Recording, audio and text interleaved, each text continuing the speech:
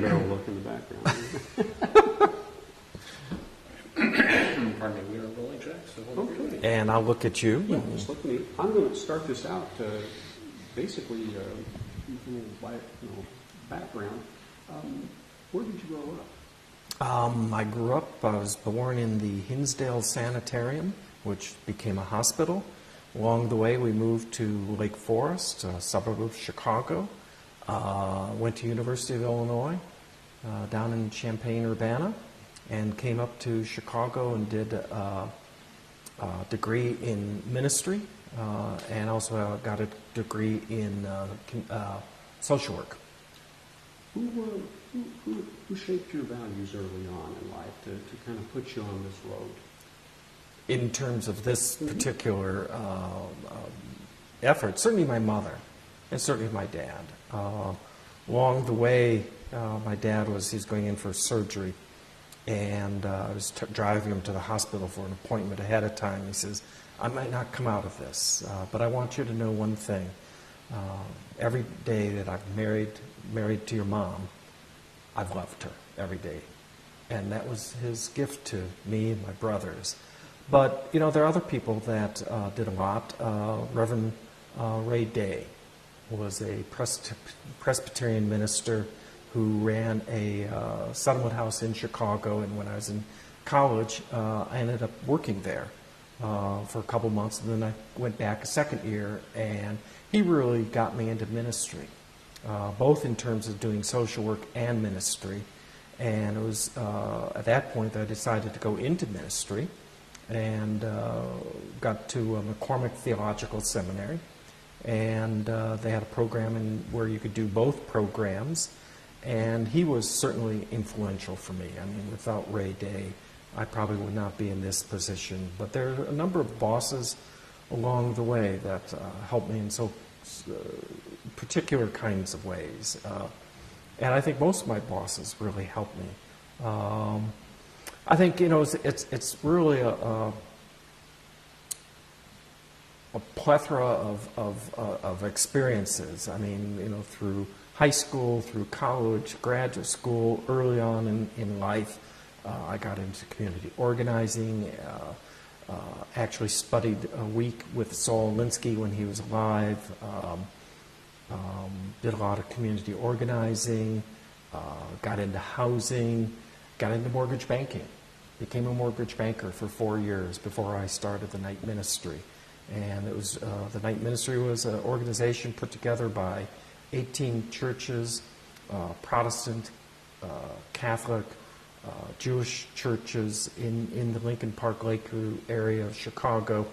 And I said, well, I have the background. I could do that as well. Because I didn't want to go into mortgage banking. I just wanted to learn how to put together an organization, do some fundraising for social service.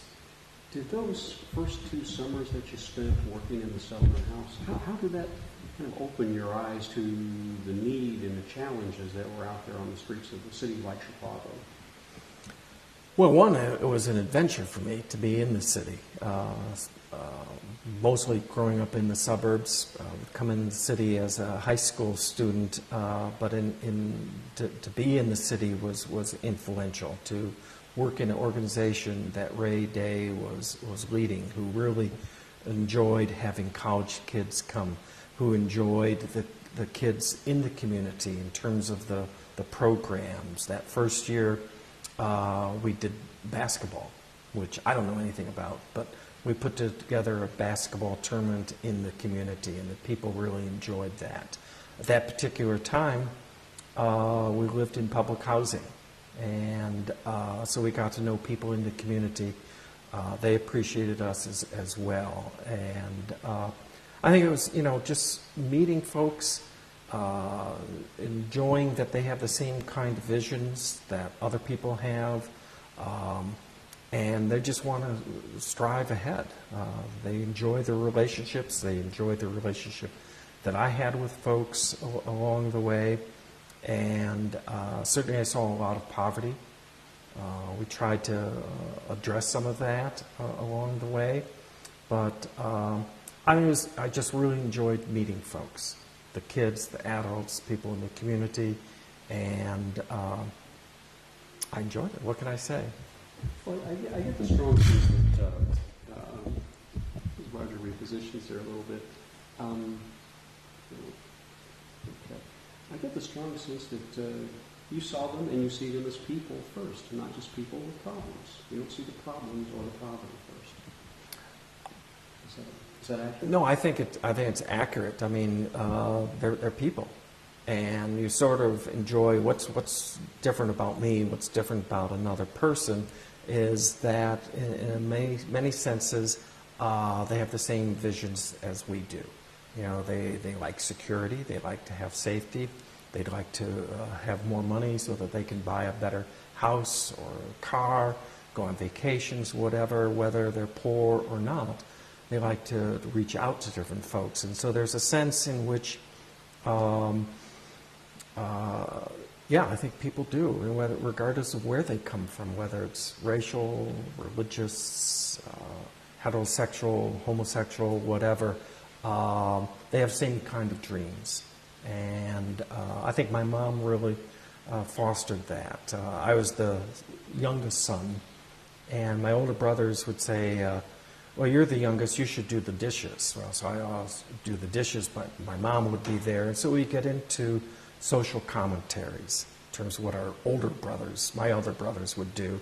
And so we explored a lot of things in the community, looking at the news, the newspapers, whatever. Really expanded my horizons to different folks. And my mom may have her own prejudices, but she never shared them with me. She said, who do you like? And so I think that was really important for me as well. And you would have been coming of age in the civil rights era as well. Absolutely. Someone was saying recently that, what age would you like to be in? And someone said, I'd love to be around in the 60s. And I said, well, I was there. You know, I mean, that's when I went to high school, went through college, started my graduate school. I guess I was in school most of that decade. And was certainly involved with things at University of Illinois, certainly in terms of civil rights movement, but in terms of the anti-war demonstrations. There's a lot of activity to be involved with. It was, the 60s was an important period. You talked a little bit about how the churches were coming together to meet this need in Chicago to found the night ministry. Talk a little bit more in detail about that. How did this movement get started to try and address the issues out on the street?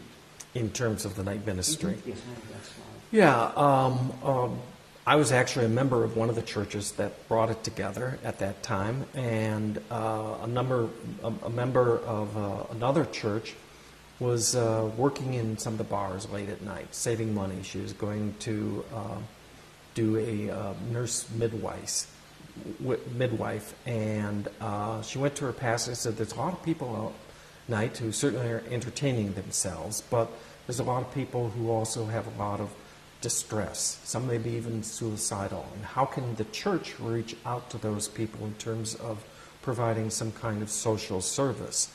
And she went to her pastor, and he was intrigued by it, and they got together, three pastors, said, what can we do about this? And so they said, well, we need to get more people involved. And they went out and got about 18 congregations together and said, what can we do in terms of some research? And one of the pastors spent a summer looking at some of the social service agencies, went out into the bars, saw something, it was a 24-hour community. And a year later, they brought together a little bit of funding from themselves and from their denominations, and let's hire someone. And certainly they'd like to have someone who's a clergy person, but they weren't looking to start a church. They come from their own sort of faith-centeredness, but nonetheless it could be interfaith. And that was really important. And so along the way, someone said to me, Tom, you're looking to make a change. Why don't you apply for the night ministry? And eventually, they hired me.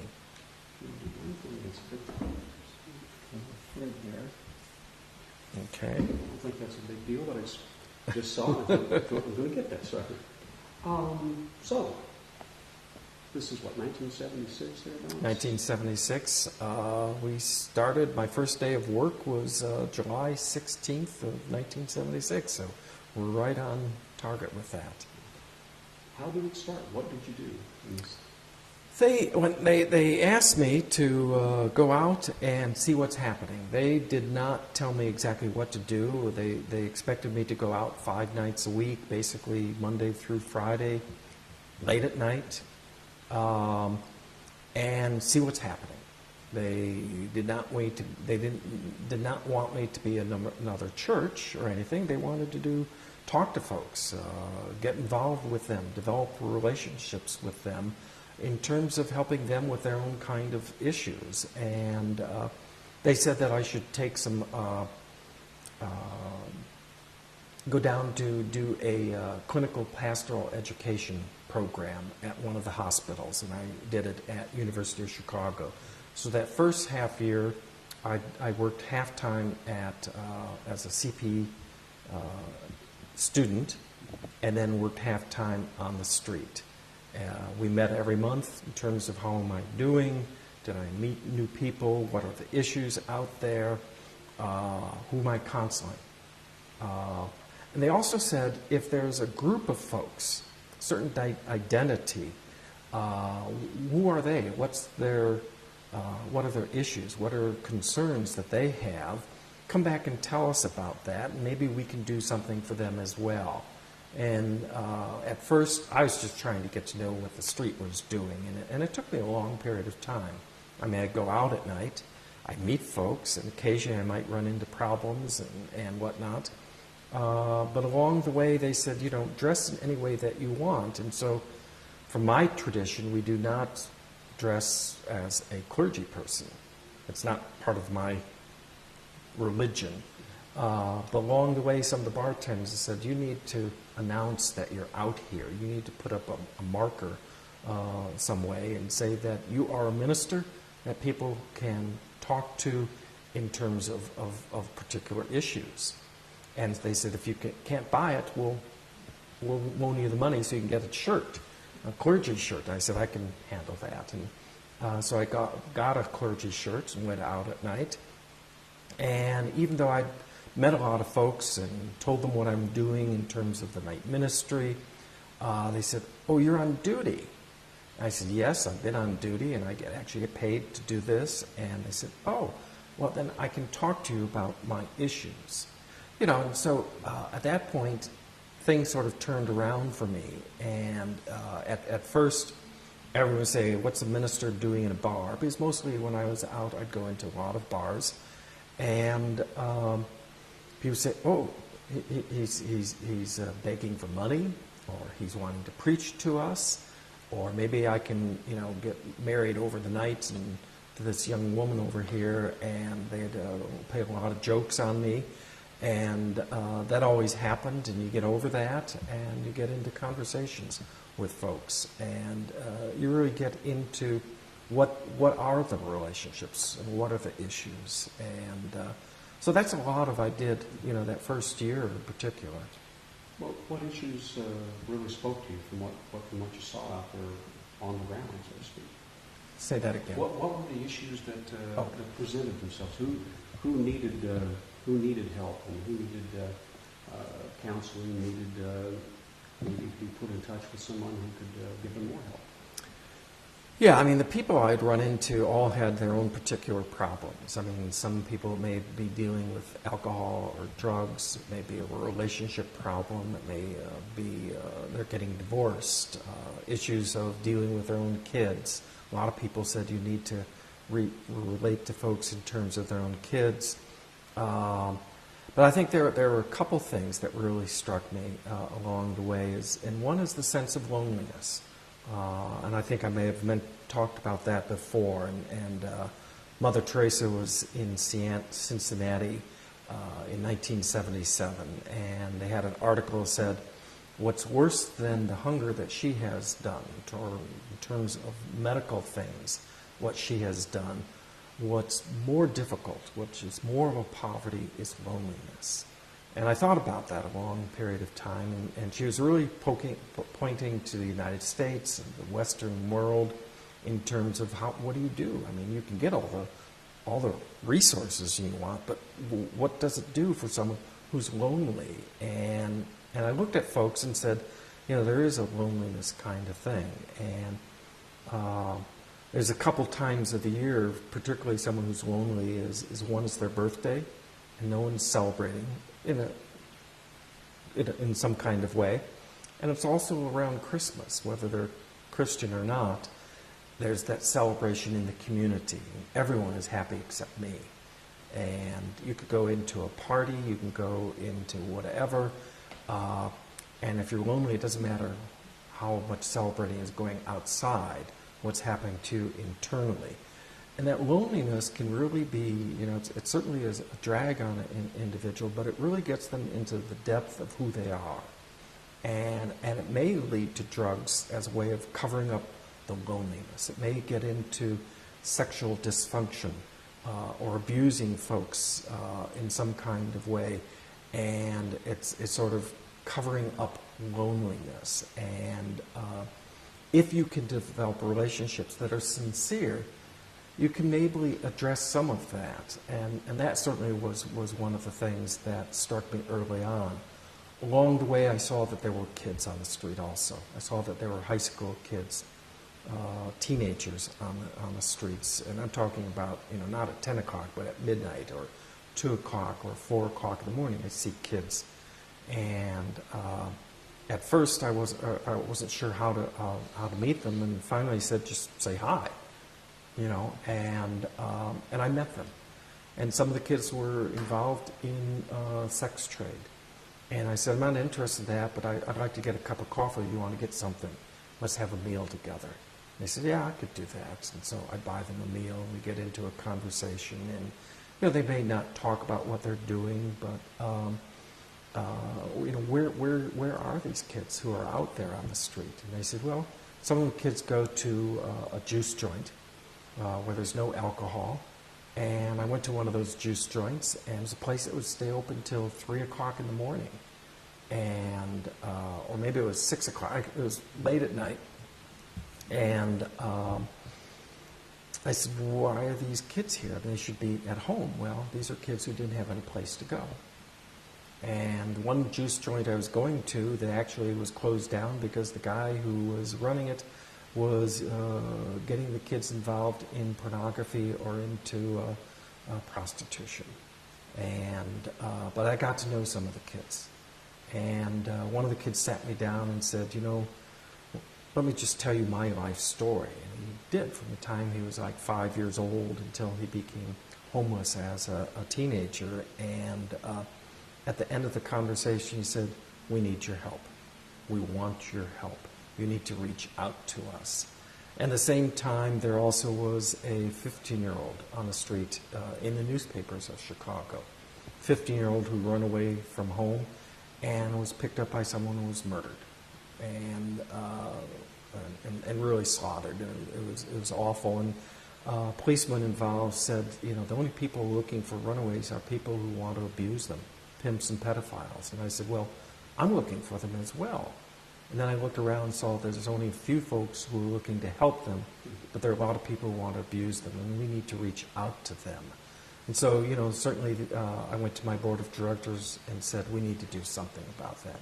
We need to pay some attention. This is a group of folks who have particular issues, and what can we do for them? These are people we meet at night, on the street, and how can we help them? And so we got involved in that. And it was at that point that I said, I can't do this alone. I worked with a lot of adults, and I could certainly work a lot with kids, but I can't do both. We need to expand the night ministry. And they said, take some time and raise some money. And we did. And it took a long period of time because we hadn't done much. We had a couple events. We raised money. We related to churches and bigger churches, but how can we grow the staff? And we went to the Chicago Community Trust, and it took a while, but they finally gave us a grant. to hire a staff person to work with homeless youth on the street. And at the same time, I hired a student to work with homeless youth. And at that point, I got involved with some of the seminaries in terms of doing internships. And I said, well, we need to reach out to these kids on the street, but they need a place to stay. What can we do? And I went to some of the social service agencies, and he said, that's nice, but we can't do that. And so I went out and raised some money to do a foster care program for homeless teenagers. And we got 5 churches involved. We got 5 families to do foster care, and we grew the organization. And along the way, and it was always a up and down kind of battle for us to get the money, but we kept growing the organization. And certainly around homeless youth, we did a bus and did health care with adults. We certainly went into some of the bars and community places, but we grew the night ministry beyond the one neighborhood we started in, and decided we can go into other neighborhoods. So we grew the organization, and now we're at a point where we are in about 10 different communities with the bus that does health care. We have a new shelter here that'll be opening soon. We're expanding the shelter and doing transitional living programs. We're doing case management with about 80 to 90 kids over the course of the year, teenagers who are homeless or almost homeless, and we do case management in terms of getting them health care, a lot of life skills. We kind of are mentors for them along the way. We're doing a drop-in center with another organization in the city. We do that 5 days a week. So there's a number of ways in which we can reach out to different kinds of folks. How many people are working? Oops. Just a second. All right. No problem. We're doing fine. Going very well.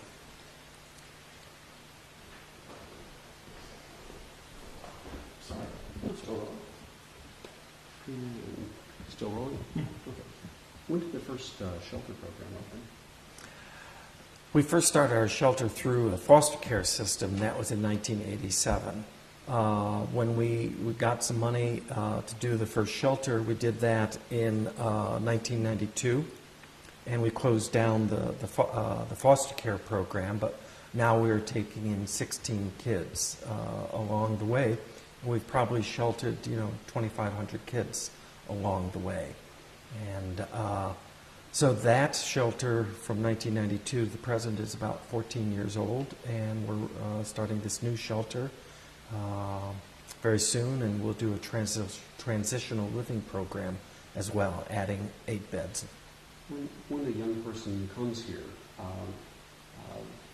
it's kind of a 2-tiered program, as I understand it, transitional living, and then there's a more long-term care, right. long-term residency program.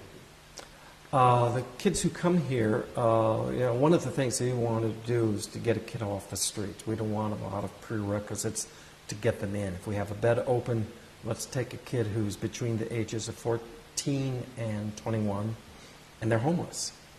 We don't care about anything else. Certainly, if they're drug addicted, that might not be an appropriate place for them. But if they're 14 to 21 and homeless, we'll take them in. And then we'll get them a case manager in terms of, we may have kids who come with nothing, their clothes on their back. Other kids may have bags of things. And the kids come from, certainly from the neighborhood. They come from Chicago. They come from the suburbs. But we've had kids from throughout the country. We've had some kids come from out of the United States. And along the way, one of the things we want to do when they first come as an emergency person, a transitional program, is what are we going to do later on? Because it's not a matter of just signing up and getting into something. You have to find that bed for them. And so they may come here for 4 months and before we find them that next place for them to stay. Now that we have a transitional living program, at least we have 8 beds that kids can go from here into that particular program. So it'll be a process. Are they ready to take care of themselves? and are, because there's different demands for them. They have to. We would hope they'll finish school. If not, work on that. They certainly have to get a job and begin to save some money, so that when they do leave, they have some money to really go out and rent an apartment and whatever. So it's really trying to get a foundation over it, I guess. It is. I mean, I think of my own kids, actually I got involved in this when my first kid was born, and I said, I'm meeting kids who are 14 years old. What will happen to them when they're 14 years old? What if in some way he runs away, or I'm not a good parent? Who's going to take care of them out there? And I said, we need to do something for those kids. Unfortunately, my kid's much older now and taking care of himself, but my other kids, have come back. They finish college, but they come back and stay for a couple weeks. They may stay several years. They have that foundation. These are kids who don't have that, but they need that nonetheless. They need someone, and particularly if they're 14, 15 years old, whatever, they need to have that foundation right now. Even if they're 18 or 20 years old, they still need to have that foundation. How do you make decisions in terms of, you go into an apartment and the landlord wants you to do something, how do you gauge that? Do you do it only on your own, or do you do it in conversation with someone you trust? And, we unfortunately become some of that, but become an extended family as well. We do aftercare. We have a person who works just on aftercare for kids who are from the shelter, or kids that we meet on the street, because we see hundreds of kids who don't come to our shelter, but nonetheless are relating to us as well. And so that's really important. So, it's far beyond just the physical structures of a shelter like this or the other one. You're actually, through the bus and the other programs, you're out in the neighborhoods on a nightly basis, daily basis, Right. working with kids. Yeah, I think, you could say as a social service agency, we have a particular thing. We do housing, we do some case management, we do some health care. We do that certainly for kids. We do that for adults as well in terms of health care and whatnot. But there's more than that. You think in terms of a professor who wrote a book called Bowling Alone, and saying that when you go bowling, you need to have a team. You can't just go do it yourself. You have to go out and develop those relationships. And otherwise, you're going to be bowling alone, and that's not much fun for you. You need to do more than just have a social service, but in terms of what are those other connections for folks. And I think that's really important. We do that, again, at the shelter. We do it on the bus. We do it with health care. There's so many different ways that you connect with folks. You go out on our bus. We have a nurse who's a nurse practitioner, very skilled. We have a doctor who supports them, and they do a lot of health care. But they also meet folks and say, where'd you sleep last night? What are you doing about that?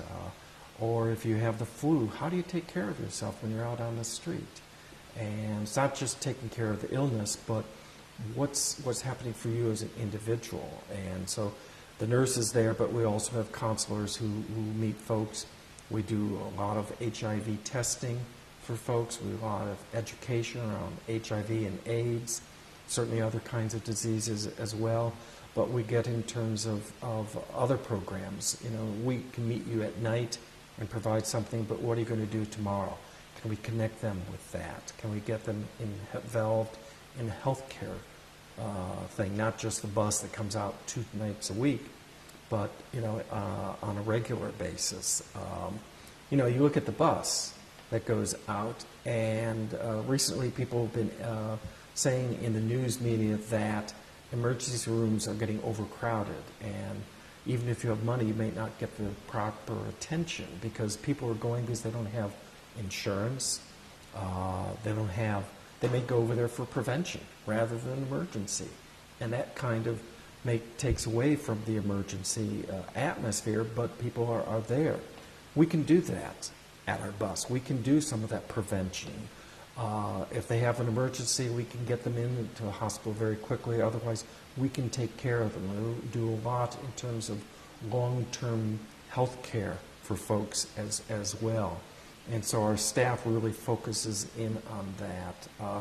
And so it's not just an individual service, but the personality. You know, how can you meet folks? People see our bus and they say, oh, I'm not interested in them, or they don't know what we're doing. But they may see us, you know, next week, next month, a year later, and say, I think I can trust them. I can talk to them, because we've been doing the bus since 1989. We've been doing the shelter since 1992. We've been on the street for 30 years. You know, we've done that every week throughout the year. So, yeah, it's important. How many staff do you have, volunteer and paid? We have about 65 staff people at the night ministry. Probably about 55 of them are full-time. The other are part-time at the shelter. We have 400 to 500 volunteers who come on a regular basis, but there's other volunteers who might just help once or twice a year behind the scenes that we don't necessarily recognize. And so yeah, there's quite a few, and we've certainly grown that because we've raised the money to get particular expertise. I mean, that's really important. Volunteers come, and some of the volunteers will work once a week. We have a 88-year-old woman who goes out at least once a week for us on the bus. We started something around the Christmas holidays in terms of stockings for kids. That was started by a 15-year-old as a project, and she became a long-time volunteer. You know, I think without those volunteers, we wouldn't be able to do as much as we can do, and so the volunteers really are important for us. Where does the support come from? Our support for night ministry comes from a number of sources. Originally, it was individuals and churches, but we've certainly grown beyond that. About a third of our support comes from government agencies. We get some foundation support, which is about 40-50% of our budget. We have individuals, provides 10% of the budget, and we need to get more individuals. We need to increase the personal givings as well in terms of the kind of work that we do. We have a golf outing, we have a dinner, you know, special events, and nonetheless, you know, at this point, it adds up for us. One of the things that strikes me is the amount of need, the level of need that is out there. I follow the Heartland Alliance's poverty summits that they Right. publish every year, and the latest one says that something like more than 1 in 5 Chicagoans lives in poverty, and it seems to be off the radar of most people. One of the things that the night ministry does, and I'm not sure everyone recognizes this, is that we go out into people's neighborhoods, into their neighborhood. It's not our storefront or whatever, but we go into their neighborhood. It could be their living room, so to speak, and we take experts out there.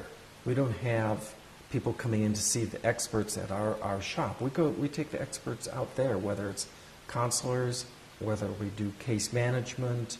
Certainly in terms of the shelter, we have a particular position, but in terms of the bus, we can take that to any community around the city of Chicago. And so we are taking experts out there, and we treating people right then and there.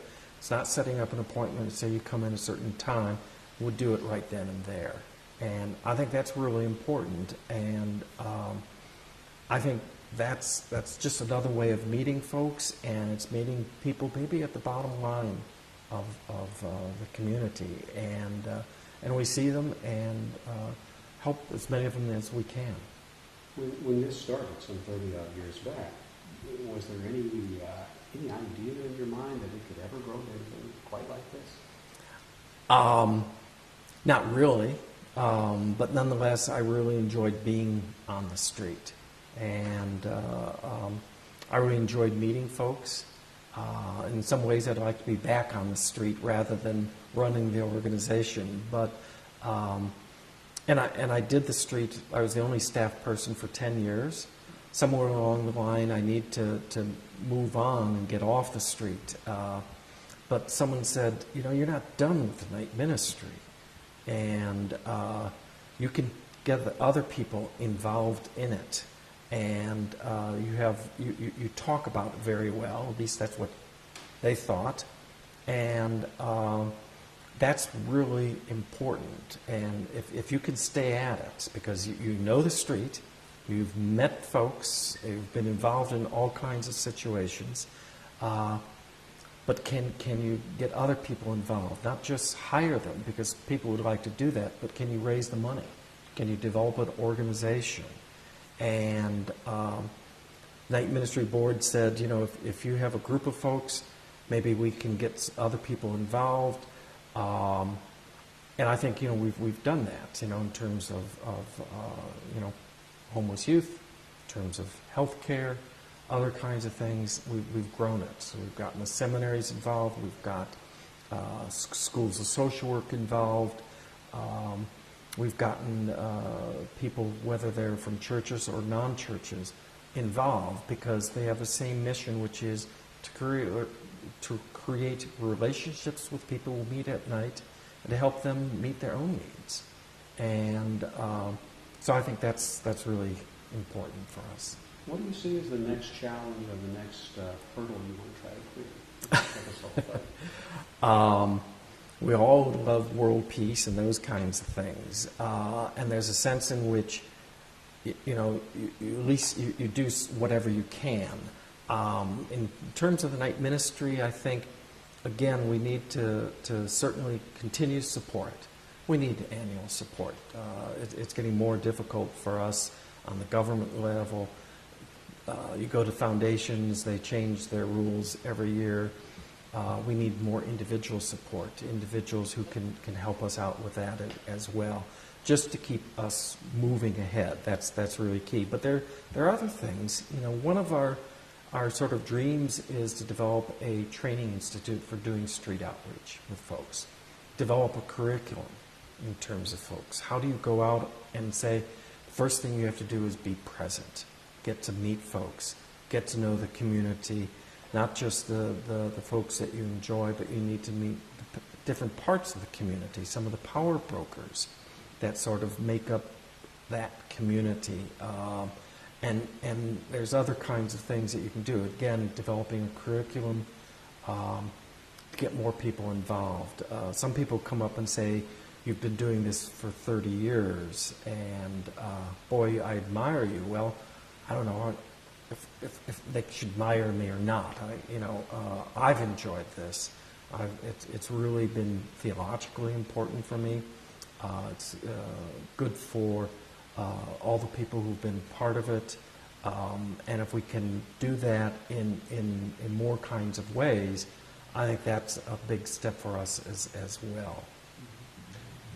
Tom, how would you describe the personal philosophy that you've applied to this? I mean, you could go back and find it in Scripture, and like in Matthew, for I was hungry and you gave me food, I was a stranger and you welcomed me. You should go down on our first floor here, and they have a plaque that says, from the Old Testament, when you raise a kid in the way he should go, and I'm probably not saying this correctly, when you raise a kid in the way he or she should go, when they're older, they will not depart from it. And if you raise them with hate, they'll do that later on in life. But if you raise them with love, they'll always come back to that. And I think love is the key for creating, for individuals, but it's needed for the community as well. There needs to be that sort of sharing with one another. Part of me has understood along the way that if I need to get ahead, I need to do it on my own. And that's partly true. But, when you're born, unless someone picks you up, you're going to be on your own. But there's a sort of a gift that parents raise you. And that doesn't happen there's some kids who maybe don't have that, but most kids are raised by their parents. And along the way, you meet other people in terms of having a relationship with that individual. But there's a sense of, there's a gift that says, yeah, we can meet. We have some sense of trust with one another, some kind of integrity. And we can lift one up in terms of integrity. And if we keep challenging ourselves to do a little bit more, that's really crucial. I think there's another thing that's important for me, and one is I want whatever I want it now. We also have to have a lot of patience. And I'm going to continue to address it as something that needs to happen right now. But I need to also be patient that it may take a long while to grow that. And I don't know where we would have started in the night ministry, 30 years ago or 25 years ago. But along the way, certainly the night ministry has grown and has affected a lot of folks in ways that we'll never know about. But nonetheless, it's really had an impact on individuals, and it's had an impact in different communities. And we've seen some of our volunteers take some of these, go to areas of Russia or into Taiwan or into Brazil. We had folks come and do those kinds of things as training institutes, and we've had a lot of folks from around the world come and meet with us. Hopefully some of what we've shared with them and something that they've shared with us can create a better community. So you're really talking about something that's not only life-changing for the individual, in a real way, it is world-changing, world-shaking. Yes, absolutely. I think we're in pretty good shape. You probably have, I'm you got enough. Oh, I'm